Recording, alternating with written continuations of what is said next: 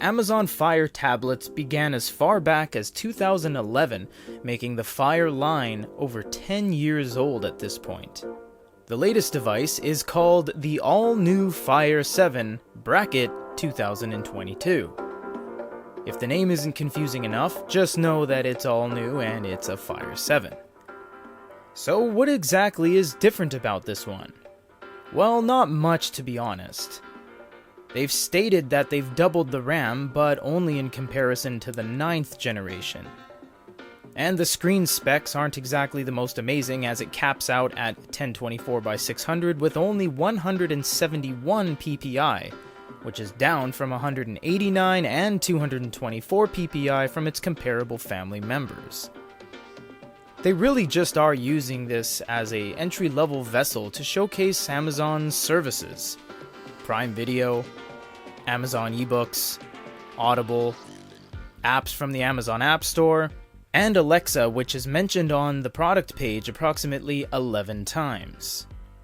However, the biggest takeaway for this unit is, depending on the market you purchase it from, and the combination of storage size, the entry-level 16 gig is only $60 US, making it one of the cheapest tablets you can buy for the money from a major manufacturer. So enough about reading the product page, let's dive in, starting with the UI. So we'll try not to say this too often, but there's not really that much new on the UI. It is very much business as usual. And we will say that because it is in a 7-inch form and the device body itself is also a little bit on the smaller side, it does feel crowded.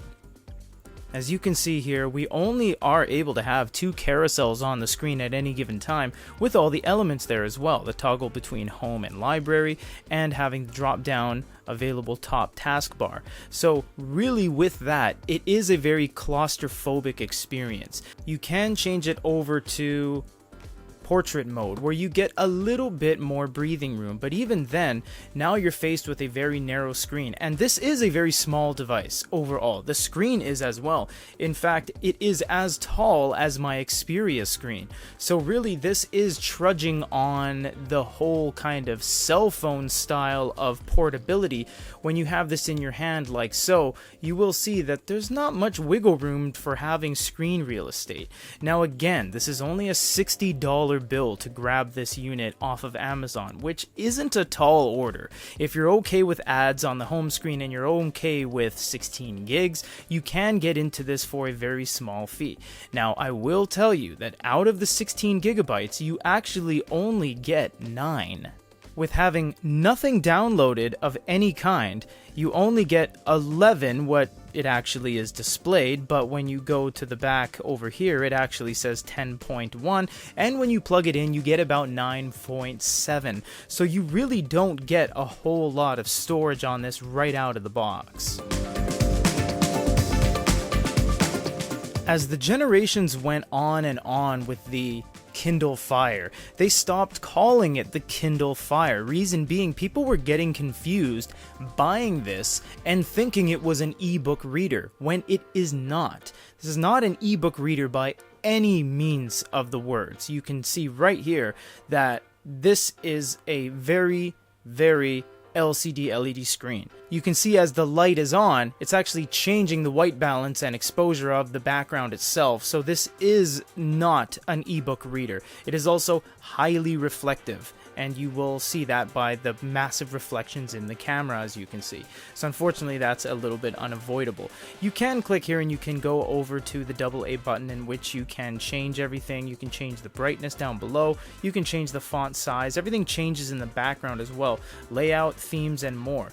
Now, the beauty about having an LCD LED screen is you can actually change the colors, which you're not able to do on an Amazon e-reader because there are no colors.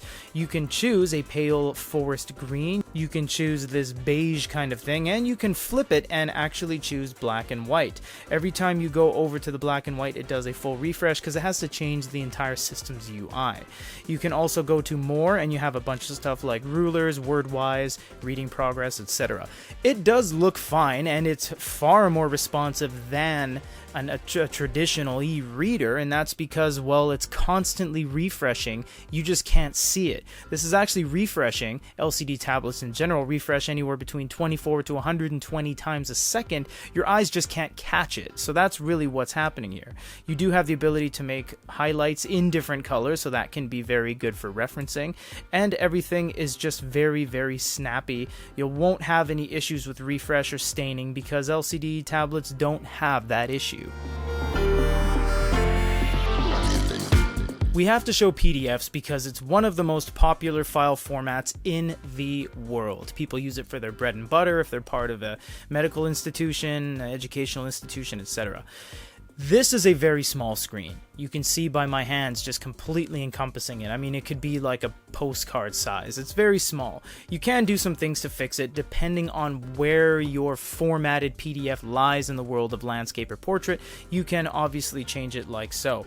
Now, I will say the screen is only 170 odd ppi. But the beauty is that it's 7 inches, which means it's condensed. So naturally, all of those pixel resolutions and PPI pixel densities kind of go away. All that worry just kind of vanishes because you don't have to worry about it as much on a smaller screen as you do on a bigger screen. On a bigger screen, that's when those things start to become pixelated. But on a smaller screen, that anxiety kind of goes away. So PDFs are totally fine, but we would not recommend it if it's something you rely on. If your everyday grind is to look at medical charts and whatnot, this is not going to do it because look how small that is. You can do it. You can pinch and zoom and say, oh, look at that, Ken Griffey Jr. But you're going to lose your orientation on the page. Maybe if you don't like the stock app, you'll have to go download and sideload in secondary PDF apps like Adobe, and it just can't show A4, B4, letter size. It can't show any traditional size of PDFs because it is very small. That's not what this is for. Now, PDFs might be a little bit of a trouble case, but manga most certainly is not. And depending on what manga you have or graphic novel, it might even be in color. Traditionally, graphic novels in the North American crowd are color, and manga is traditionally never in color, as you can see right here. But this is very nice. We talked about the density of the screen. You're not going to have any issues with this, and you know what? 7 inches is about the size of manga traditionally in Japan. So you're not going to have any foreign nature of size differences and scaling because it's just a carryover. And because it is an LCD tablet, it's going to be very quick, and the pinch and zooms are going to be fast, and if something's pixelated, it will kind of render after you stop moving it around. You can see it's kind of in like an A4, A2 mode kind of thing, and it will fix itself as you stop and let it kind of think of what it needs to do. So manga's totally fine. There's no quarrels with that. The Amazon bookstore has a ton of manga selection. They have full series of anything you're going to want to download. Everything can be downloaded at a single click, pay with your credit card, all that kind of fun stuff. That's the beauty of why you go with a tablet like this, because everything's already integrated into their infrastructure, manga, audiobooks, books itself, and you just click something and away it goes. A major draw of this unit is it is a very cheap entry into getting Audible access. Typically, when you buy tablets, they're hundreds of dollars. That's not the case here. You can buy this for pennies on the dollar, effectively, compared to everything else, and download Audible, which it already has on here, and start downloading all of your books. Flitted across the walls and curtains, streaked the wooden floorboards, lay dappled on the sheets, as if a luminous brush.